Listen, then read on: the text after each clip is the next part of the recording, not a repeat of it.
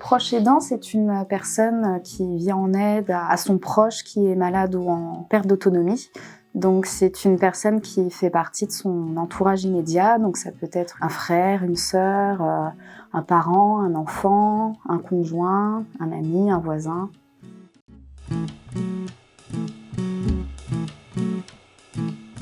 C'est une personne qui vient vraiment soutenir son proche. Alors l'aide qu'il peut proposer est vraiment très large. Ça peut concerner les actes de la vie essentiels, donc l'aide à la toilette, l'aide au lever, l'aide au coucher. Ça peut également concerner l'accompagnement aux courses, l'accompagnement aux rendez-vous médicaux. Donc voilà, c'est vraiment un soutien dans toutes les difficultés qui est susceptible de rencontrer la personne malade ou en perte d'autonomie. Ça reste une aide naturelle qui n'est pas légalement soumise à rémunération, sauf qu'on observe que progressivement, vous pouvez en tant que proche aidant bénéficier de plusieurs droits, sachant que c'est un rôle qui est de plus en plus reconnu dans la société, auquel on accorde une importance cruciale dans le monde du soin.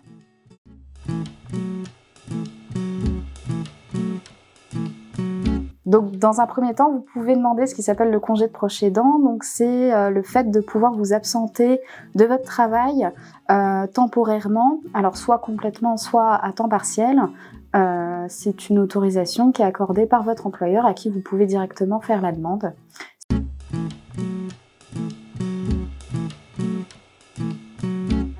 Il peut être indemnisé, donc il faut pouvoir vous adresser à votre CAF ou à la MSA pour demander ce qui s'appelle l'allocation journalière du proche aidant.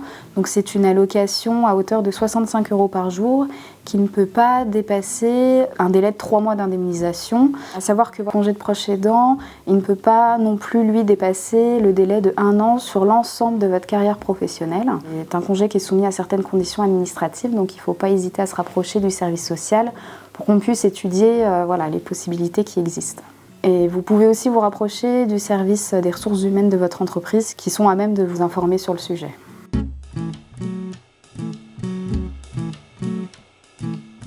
Donc, d'une manière plus générale, en tant que proche aidant, vous pouvez demander ce qui s'appelle le droit au répit.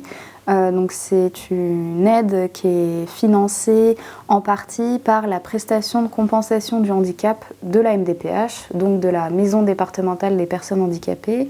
Ça concerne les personnes aidées de moins de 60 ans. Et en fait, c'est une prestation qui s'appelle le dédommagement familial. Donc c'est vraiment un dédommagement financier pour toutes les interventions que le proche aidant va effectuer auprès de la personne qui l'aide. Ça peut permettre également de financer des personnes en remplacement en cas de besoin pour permettre au proche aidant de souffler, de pouvoir se reposer. Pour les personnes aidées de plus de 60 ans, c'est financé à peu près sur le même principe avec l'APA, donc l'allocation personnalisée d'autonomie. Donc là, c'est une aide par contre qui est soumise une nouvelle fois à certaines conditions. Donc voilà, il faut pouvoir se renseigner en amont. Il existe également des accueils de jour, des hébergements temporaires qui peuvent accueillir votre proche. Vous puissiez bénéficier vraiment d'un temps de repos plus étendu. Après, ce qu'il existe et ce qui peut être très intéressant aussi, c'est de pouvoir vous rendre à une plateforme d'accompagnement et de répit. C'est un lieu de rencontre entre aidants qui permet on peut vous apporter des conseils, vous pouvez partager votre expérience, vos difficultés au quotidien que vous êtes susceptible de rencontrer. Donc il y en a 220 en France, au moins une par département. Et voilà, ça peut être aussi un lieu de formation, à savoir comment préserver votre santé dans votre rôle au quotidien. Donc ça peut être une belle occasion en tant qu'aidant de pouvoir en rencontrer d'autres et d'échanger sur vos fonctions quotidiennes.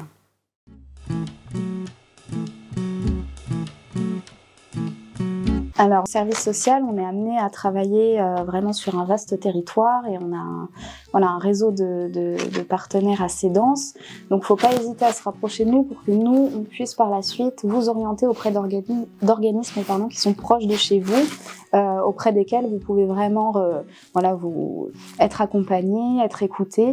On se met vraiment à disposition des proches aidants pour pouvoir, par exemple, vous informer sur vos droits ou constituer des dossiers administratifs en ce sens.